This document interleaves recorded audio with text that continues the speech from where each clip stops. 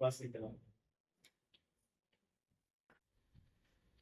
ரோமர் 8:28. அன்றையும் அவருடைய தீர்மானத்தின்படி அழைக்கப்பட்டவர்கள் தேவனிடத்தில் அன்பு கூறுகிறவர்களுக்கு சகலமும் நன்மைக்கு ஏதுவாக நடக்கிறது என்று நமக்கு நடக்கிற காரியங்கள் எல்லாமே நன்மைக்கு ஏதுவா நடக்குது அப்படின்னு வேறும் சொல்றோம்.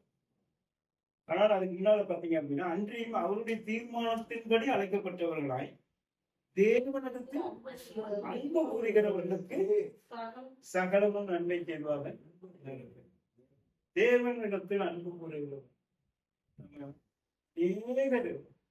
ரட்சிக்கப்பட்டிருந்தாலும் ஆண்டவர் இல்லாதற்கு அறிச்சிருந்தாலும் இயேசு கிறிஸ்து நமக்காக தான் சிலுவையில மரணத்தை ஏற்றுக்கொள்ள நமக்காக நம்ம விசுவாசி அவரை ஏற்றுக்கொண்டாலும் ஆனா அவரிடத்துல நம்ம அன்பு கூறுகிறோமா அப்படிங்கிற ஒரு கேள்வி நம்ம இடத்துல இருக்குது.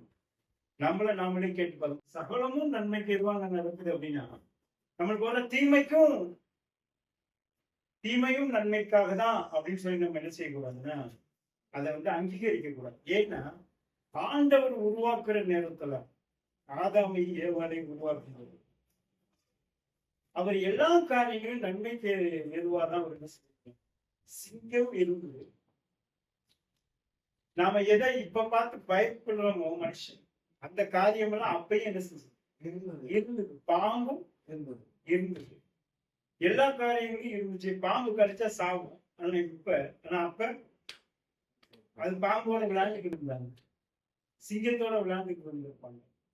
அப்ப நம்ம எதெல்லாம் பார்த்து பயப்படுறோமோ அந்த நம்ம பயப்படுற காரியத்துக்கு அந்த நேரத்துல நம்மளை மேற்கொள்றதுக்கு எந்த விதமான ஒரு அதிகாரத்தையும் எந்த விதமான ஒரு காரியத்தையும் தேவன் அவங்களுக்கு கொடுக்கல. பாம்பு கடிச்சாலும் உண்டாகும், சிங்கம் அப்படின்னு கடிக்க. அப்ப இப்படிப்பட்ட காரியங்கள் சகலத்தையும் நன்மைக்கு எதுவோ அவர் என்ன செஞ்சிருக்கிறாருன்னா உருவாக்கி வச்சிருக்கிறார். இப்ப மனுஷன் எப்படி உருவாக்கப்பட்டார்? மண்ணாலதான் உருவாக்கினாரு. ஆனா அவரை தேவன் தம்முடைய இமேஜ் ஆஃப் காட் தம்முடைய சாயல்ல உருவாக்கி வச்சிருக்கிறார். இப்ப கேபிட்டல் ஏ இப்படி இருக்குது, ஸ்மால் ஏ இப்படி இருக்குது. இந்த ரெண்டு ஏக்கு என்ன வித்தியாசம்? அளவுல வித்தியாசம், உருவத்துல வித்தியாசம். ஆனா அர்த்தம் ஒண்ணுதான். பிசாசு சொல்றான், நீ இதை சாப்பிட்ட அப்படின்னா உன்னை எப்படி தேவர்களை போல ஆல்ரெடி உங்களை எப்படி உருவாக்கி வச்சு அவரை போலங்க உருவாக்கி இருக்கிறார். அதை நல்லா புரிச்சுக்கணும். நம்ம நினைக்கிறோம் சகலமும் நன்மைக்கு எதுவா நடக்குது அப்படின்னா நான் கீழே விழுந்தாலும் ஆண்டவரை இப்படிப்பட்ட இதுல போய் நீ உழைச்சி அவர் வேதம் சொல்லி இருக்குது, பொல்லாங்கன்னா என்ன செய்ய மாட்டோம், சோதிக்க மாட்டேன். கத்த சோதிக்கிறவர் இல்லை, நம்மளாவே என்ன சிக்குண்டு நாம சோதிக்கப்படுறதுனால பயங்கரமா பாதிக்கப்படுறோம். நம்மளுக்கு ஒரு நல்ல அழகான குடும்பம் கொடுக்கும். குடும்பத்தை நேசிக்கணும்னு தான் வேதம் சொல்லுது. தேவனிடத்துல அன்பு கூறுகிறவங்களுக்கு தேவனிடத்துல அன்பு எப்படி கூறுவீங்க? தேவனிடத்துல அன்பு கூறுறதுன்னா என்ன முறை? வார்த்தைக்கு கீழ்படியணும். பண்ண இருக்கிறாங்க, தேசவாடி சொல்றாங்க, தம்பி கொஞ்சம் தண்ணி கொண்டு வாடா அப்படின்னு சொல்லி கடையில சொல்றாங்க. இவன் போய் கடையில இருந்து உட்காந்துட்டாங்க. அவருக்கு அன்பு கூறுறவங்க உங்களை நான் நேசிக்கிறேன்பா அப்படின்னு சொல்லிட்டு சொன்னா சொல்றதுக்கு அப்படி என்ன செய்யணும். அதுதான் அப்ப தேவனிடத்துல அன்பு கூறுகிறோம் அப்படின்னா என்ன அர்த்தம்? அவர் வார்த்தை கீழ்படியணும். அவர் வார்த்தை என்ன சொல்லுது? என்ன சொல்லுது? உனி ஒரு மைல் தூரம் வான்னு சொல்லி உனக்கு பலவந்தப்படுத்தினா நீ என்ன செய்யணும்? அவன்கிட்ட இருந்து புடுங்கணும்னு சொல்லல. நீ என்ன செய்ய அவனுக்கு கொடுக்குறாரு.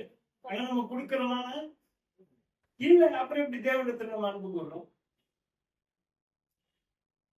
ஆதாம் செஞ்ச விஷயத்துக்காக நம்ம வந்து இல்ல, என்னுடைய மீறுதல் நிமித்தம், என்னுடைய அக்கிரமத்தின் நிமித்தம் அவர் அடிக்கப்பட்டார் எனக்காக. அப்படின்னு என்ன அர்த்தம்? எனக்காக நான் பாவியெல்லாம் இருக்கும் போதே அவர் என்ன செஞ்சிருக்கிறாரு. அப்ப தேவனிடத்துல அவர் ரட்சிப்புக்குள்ள வந்துட்டோம், ரட்சிப்பை ஏற்றுக்கொண்டோம் அப்படின்னு தேவனிடத்துல நான் அன்பு கூறேன்னா எப்படி அன்பு கூற முடியும்? எப்படி அன்பு கூற முடியும்? வார்த்தைக்கு எப்படி கீழ்படுவீங்க? வார்த்தையே என்னன்னே தெரியும். என்னன்னே தெரியும். ஆண்டவரே நீரா பார்த்து ஏதாவது ஆண்டவரே பிச்சைக்காரனா நம்ம ஆண்டவரே உங்களுடைய சித்தம் என் வாழ்க்கையில நிறைவேறட்டும். ரொம்ப பரிசுத்தமானோம். சித்தம் என்ன? தேவ சித்தன் உங்களுக்கு குறிச்சு தேவ சித்தன் 50 வயசுல அவுட் ஆகுதுதான். தேவ சித்தத்தை எப்படி தெரிஞ்சுக்குவீங்க?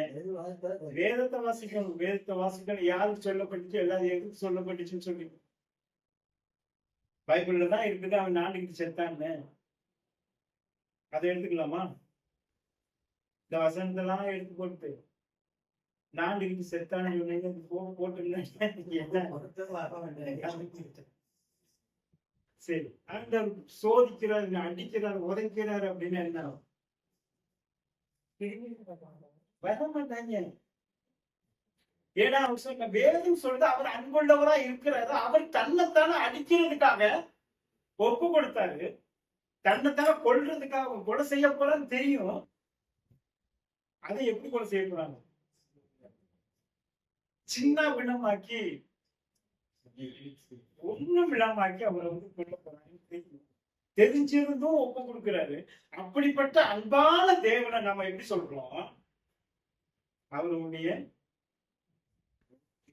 நோதிக்கிறது.